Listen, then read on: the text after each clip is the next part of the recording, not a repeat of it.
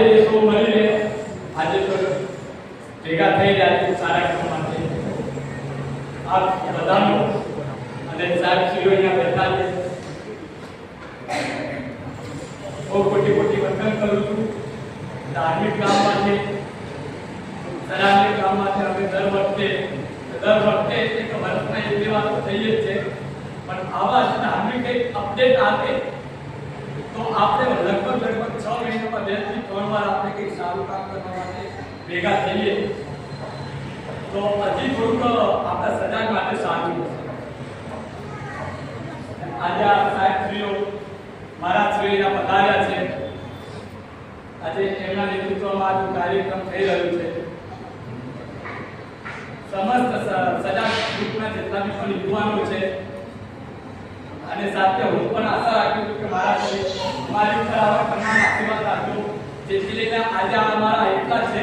અથવા તો ઘરે એટલે મતલબ કે આજે 1000 જેટલી સંખ્યા છે અમારા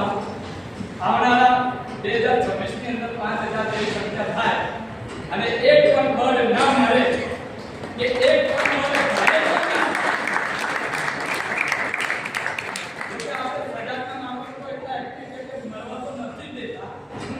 પણ ઘાયલ પણ ના થાય એવા અમે આશીર્વાદ આપો કે જેથી કરીને અમારી સેવા બહુ લાંબી રહે તો વધારે સમય નહીં ધાર્મિક કીધું છે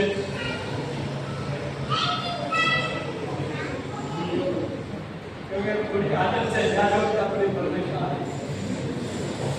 આ બધાના આશીર્વાદ મારી ઉપર એવી રીતે રાખો પ્રવીણનગરના કેમ્પમાંથી અમે અહીંયા આવ્યા છે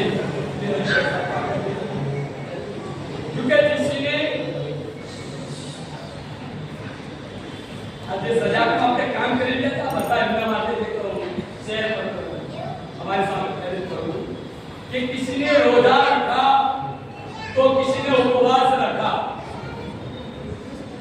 जब પોતાના કાર્યક્રમ કરવા માટે લોકો ભગવાનની આગળ કેમ શ્રદ્ધા રાખે किसी ने रोजा रखा तो किसी ने उपवास रखा लेकिन कबूल तो हकीकत में उसी की ही बात हुई जिन्होंने सजाग ग्रुप को संभाल कर रखा